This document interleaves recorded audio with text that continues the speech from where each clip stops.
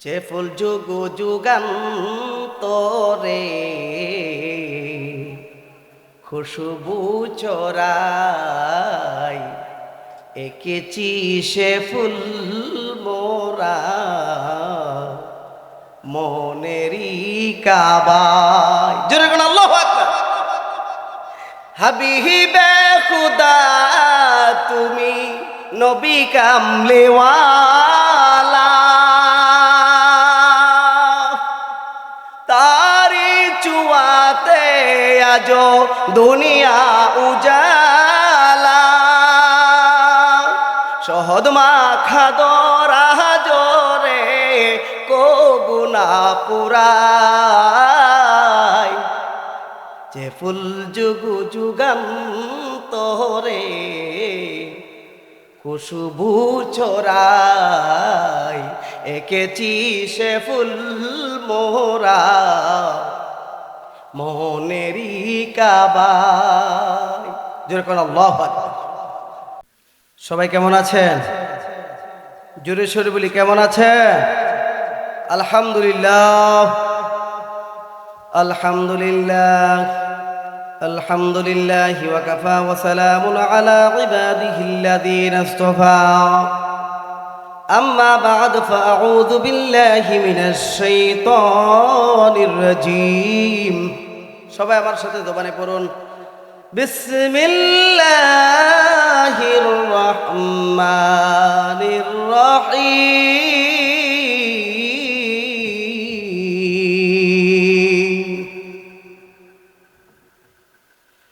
ইয়া আইয়ুহাল্লাযীনা আমানু দুখুলু ফিস-সিলমি কাফাহ ওয়ালা তাত্তাবিউ খুতুওয়াতিশ শাইতান ইন্নাহু লাকুম আদুব্বুম মুবিন।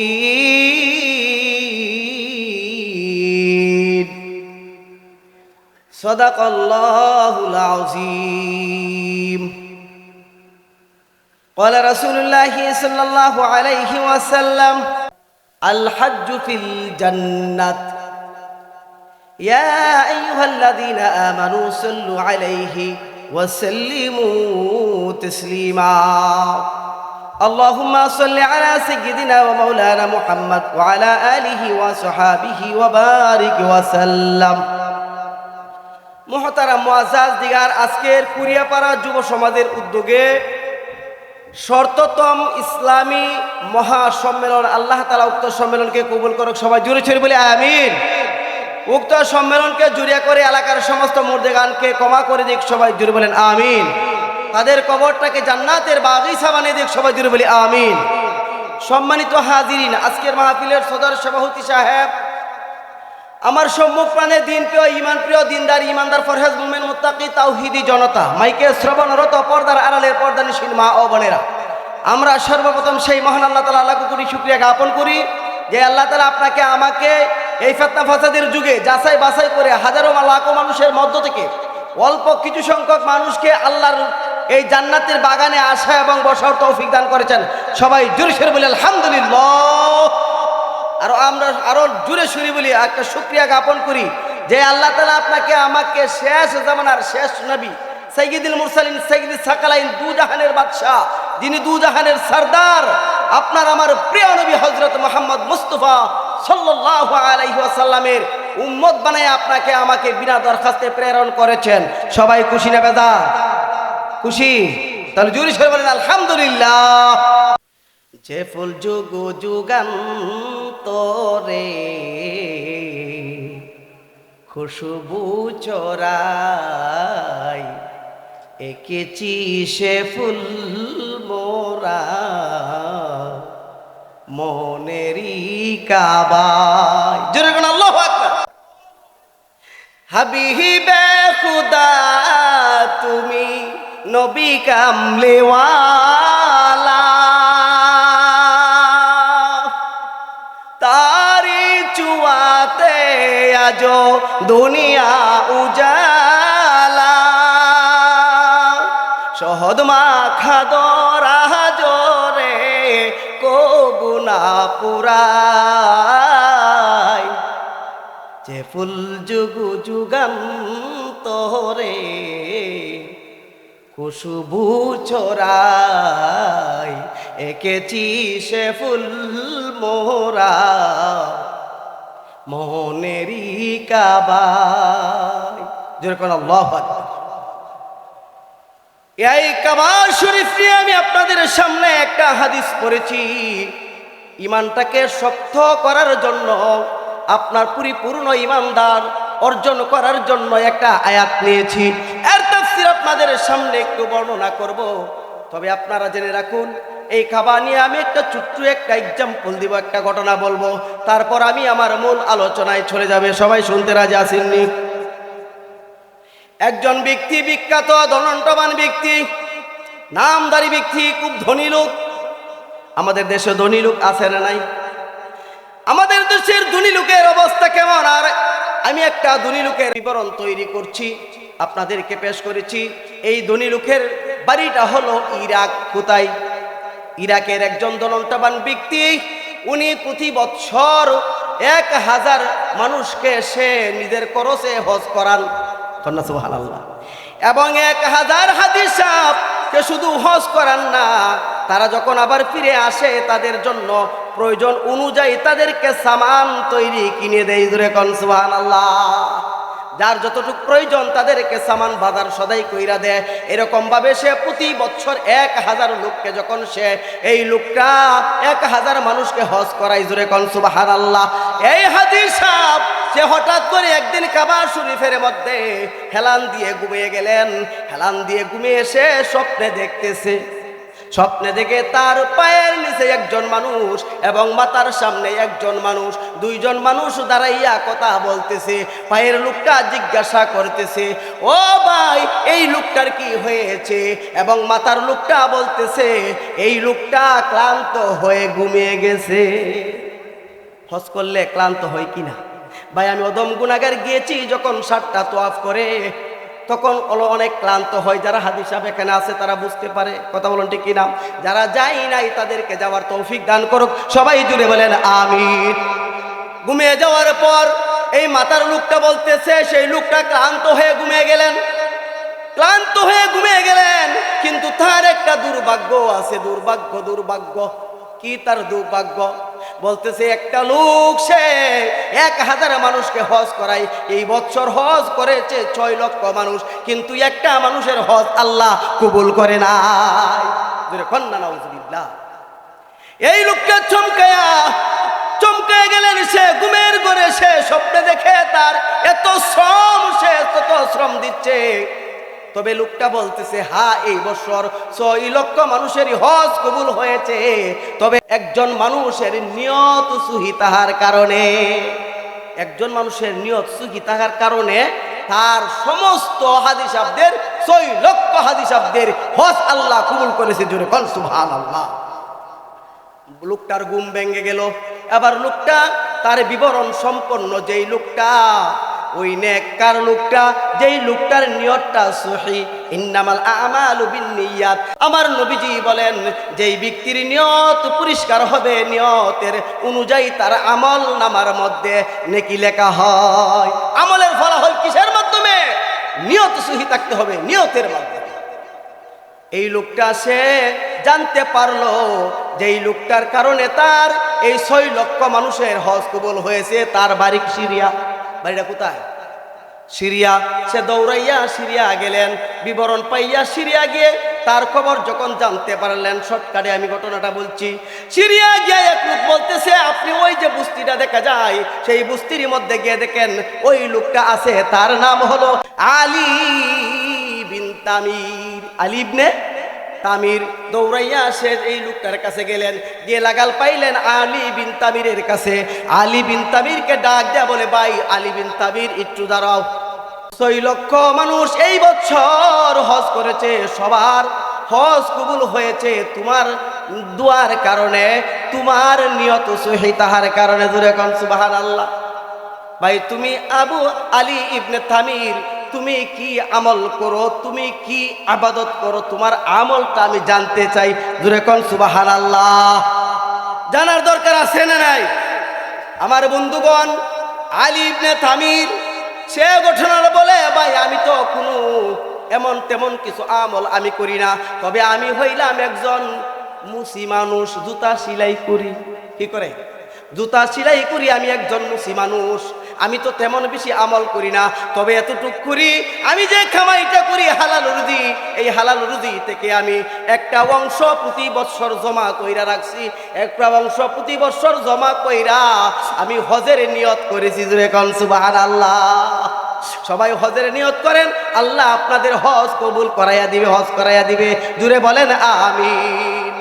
এই লোকটা হজ করার জন্য টাকা জমা করছে। সেই লোকটা যখন টাকা জমা করছে, ভাই একটা ঘটনা ঘটে গেছে, আমি হজ যাইতে পারি নাই। কন্যা সুবহানাল্লাহ। আমি যাইতে পারি নাই, আমার টাকা জমা হয়ে গেছে, আমি টাকা পরিপূর্ণ জমা দিয়েছি, আমি হজে যাব, আগামীকাল হজে যাব। আমি যখন আগামীকাল হজে যাব, আমার বিবির কাছ থেকে যখন আমি রাত্রে বেলায় যখন তার কাছ থেকে বিদায় নেয়, আমার বিবি ডাক দেয়া বলে, স্বামী রে, হজে যাবে বাধা দেই না রে স্বামী, তবে আমার মনের মধ্যে একটা আশা আছে, আকাঙ্ক্ষা, এই আশাটা চাহিদাটা তুমি পূরণ করে দাও। জোরে কোন সুবহানাল্লাহ। স্বামী ডাক দেয়া বলে, কি আশা রে, তোমার কি আশা, চাহিদাটা বলো। সে বলতেছে, আমি এখন হামেলা, আমি অন্তঃসত্ত্বা, আমার বাচ্চা হবে, আমার মনে চাইতেছে বুঝতেও দিয়া যদি দুইটা টুকরা ভাত খাইতে পারতাম, মনে বড় আশা, দুইটা গুস্তের টুকরা দিয়া দুইলা ভাত খাইতে পারতাম, আমার মনে বড় আশা। এটা কি বেশি কঠিন? আমার বন্ধুগণ, গরিব মানুষ, সালখারাত পোয়াইলে সে হজে চলে যাবে, এত রাত হয়ে গেল, স্বামী আর স্ত্রীর কথাবার্তা। এখন এই টাইমে তো বাজারের মধ্যে কোনো গুস্ত নাই, দোকানে গুস্ত নাই, কোথায় সে পাবে, তার চাহিদাটা কিভাবে মিটাবে? সে আল্লাহর উপর তাওয়াক্কুল করে একটা বাটি নিয়ে ঘর থেকে বের হয়ে গেল।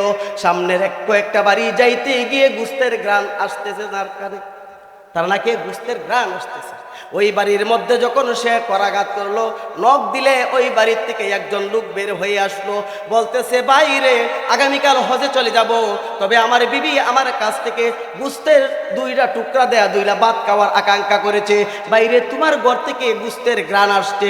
জুরে কোন সুবহানাল্লাহ। এই লোকটা ডাক দিয়ে বলে, ভাই গুস্তের ঘ্রাণ আসছে আমার ঘরতে, ঠিক আছে রে ভাই, ওই গুস্তটা আমার জন্য হালাল, তোমার জন্য হালাল না, এই গুস্তটা তোমার জন্য হারাম, কিন্তু আমার জন্য হালাল, তুমি এই গুস্তটা খাইতে পারবে না।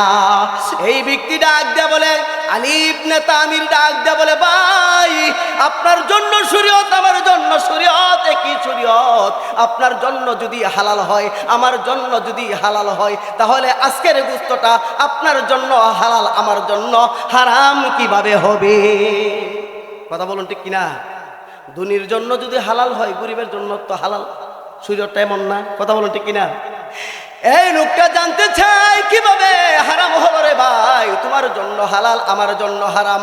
বালবিনের লোকটা, ওই গরিব লোকটা ডাক দেয়া বলে, বাইরে আমি অত্যন্ত গরিব, আমি গরিব মানুষ, আমার ঘরের মধ্যে কয়েকদিন যাবত চুলার মধ্যে আগুন জ্বলে না, আমার বাচ্চারা কিদার তারা নাই, চটপট করছে, জ্বালা যন্ত্রণা করছে, আমি তাদের কিদার চাহিদা মিটাইতে পারি নাই।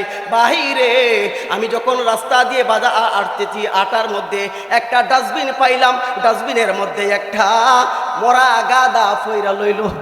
এই মরা গাদার থেকে কাইটা কাইটা গুস্তগুলো আইনা বেগে কইরা, বাজারের বেগ মনে কইরা আমার বিবির হাতে তুলে দিলাম। আমার বিবি মনে করলো এই গুস্ত মনে হয় বাজার থেকে কিনে আনছে। আপনি যদি বাজারে ব্যাগ দিয়ে গুস্ত নিয়ে বিবির কাছে দেন, তা আপনার বিবি তো এটি মনে করবো যে গুস্ত বাজার থেকে কিনে আনছে, আনন্দ বাজারেতে, বনগ্রাম বাজারতে বা ফুলের ঘাট বাজার থেকে কিনে আনছে, এরকম মনে করবে না? এইভাবে সে বাচ্চাদেরকে খাবারগুলি খাওয়ায়, গরিব মানুষ কিনে খাওয়াইতে পারে না, তার এমন একটা মুহূর্ত রে ভাই, কারণ এই মরা গরুর গুস্তগুলো তো আপনার জন্য হারাম, আমার জন্য হারাম। ওই লোকটা ডাক দেওয়ালে, বাহিরে আগামীকাল যদি আমার বাচ্চাগুলি যদি না খাইয়া থাকে, তাহলে তাদের মৃত্যুর জন্য প্রাণনাশের হুমকি আসবে, মারাই যাইতে পারে, ক্ষুধার তাড়নায় আমার ছোট ছোট বাচ্চা মারাই যাইতে পারে। এই জন্য আমি হালাল হারামের চিন্তা করি নাই। আর শরীয়ত এটাকেই বলে, যদি কোনো ব্যক্তি মৃত্যুর প্রাণনাশ হয়, মরে যাওয়ার প্রাণনাশ হয়, এরকম যদি তাকে আশঙ্কা থাকে, তাহলে সে মরা গরু গোশত খাওয়া যায়। কথা বলেন ঠিক কিনা? এই লোকটা দৌড়ায়া গেল বাইরে, একটা ঘরের মধ্যে আজকে কয়েকদিন যাবত খাবার নাই, আর আমি আজকে হজ করতে যাব, আমার এই হাজিগিরির দরকার নাই, আমি হজ করব না। আমি ওই টাকাগুলো সে আমিরের কাছ থেকে তুলে এনেছে, সে আর হজ করবে না, হজের টাকাগুলো দিয়ে এই আলী বিন তামের নিজ পছন্দে বাজারের মধ্যে ঘুরাইয়া গাড়াইয়া বাজার করলেন। বাজার কইরা যে অবশিষ্ট টাকাটা ছিল, ওই টাকাটা বস্তার ভিতরে, আটার বস্তার ভিতরে ঢুকাইয়া সে তার কাছে জমা দিয়ে বলতেছে, ভাই তোমার বাচ্চাদেরকে খাবার খাওয়াও, আমার আর হজ করার দরকার নাই। হজ করবে না সে।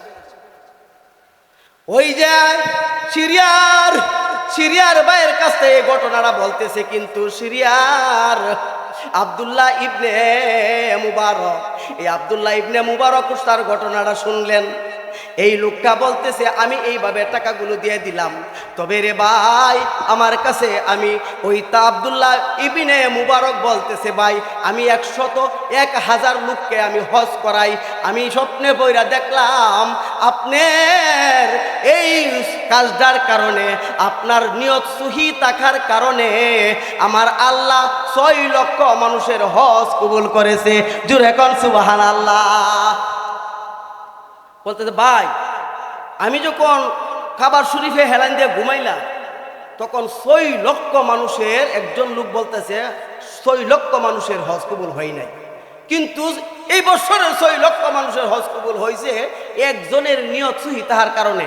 ভাই এই আপনার নামটা বলেছি, আপনি কি আমল করেন, আপনি যেই আমলটার বর্ণনাটা দিলেন, আপনার আমলের কারণে আজকে আমার এই 6 লক্ষ মানুষের হজ কবুল হয়েছে। জোরে কোন সুবহানাল্লাহ। এবার এই আলী ইবনে তামির ডাক দেয়া বলে, ভাই আমার কাছে অনেক লোক এরকম আসছে, যাদের সাথে আমি কাফেলা বাইন্দা আমি হজ করতে যাইতে চেয়েছিলাম, ওরা অনেকে আমাকে এরকম সংবাদ দিয়েছে যে ভাই তুমি আমাদের সাথে কেন টাকাগুলি তুলে নিয়ে আসলা, কেন আমাদের সাথে তুমি হজ করতে গেলা না, তুমি কার সাথে হজ করতে গিয়েছ? তখন এই লোকটা বলে, না আমি তো যাই নাই, আমি তো হজ করতেই যাই নাই, আমি যাবো কিভাবে, আমি তো টাকা উঠাই নাই, সেটা যাই নাই। ও না না, এইগুলি আমরা বিশ্বাস করি না, তুমি আমাদের সাথে চেটিং করেছো। তুমি যদি চেটিং না করো, তোমাকে যখন আমরা কাবা শরীফের মধ্যে হজরে আসওয়াতে চুমা দিতে গিয়েছি, তোমাকে আমার সামনে দেখেছি, একটা লোক বিবরণ দিতেছে তার সাথী বন্ধু, হে বন্ধু তুমি তো, আমি যখন সাই করতেছি সাফা এবং মারওয়া পাহাড়ে, তখন সাই করার মধ্যে আমি আপনাকে দেখেছি বন্ধু, এবং আপনাকে আমি যখন মিনায় কুরবানি করব, কুরবানি করার আগে দেখি আমাদের আগে আপনি কুরবানি করেছেন, এবং আপনি যখন আমরা এই ইসমাইলের পাহাড়ের মধ্যে আমরা গিয়েছি, সেখানে তোমাকে পেয়েছি। আমরা যখন জামরাত পাথর কঙ্কর মারতাম গিয়েছি, হ্যাঁ প্রথম শয়তানকে মারার সময় তোমাকে দেখেছি, দ্বিতীয় শয়তানটাকে, ছোট শয়তানটাকে, মধ্য শয়তানকে, বড় শয়তানকে, তিনটা শয়তানকে জামরাতে যখন আমরা কাঙ্কর মারতে চেয়েছি, তখন তোমাকেও আমাদের সাথে কাঙ্কর মারতে দেখেছি। তোমাকে যখন আমরা আরাফাতের বিদায় গেলাম, আরাফাতের ময়দানে যখন গিয়েছি, তখন ভাই তোমাকেও আমরা আরাফাতের ময়দানে দেখেছি। দেখুন সুবহানাল্লাহ। এই ব্যক্তি এই ধরনের কথাবার্তা তার বন্ধুর কাছ থেকে শুনে সে একবারে কিং কর্তব্য বিমূঢ়। আশ্চর্য ঘটনা, আমি যাই নাই, তারা আমাকে কিভাবে দেখলো?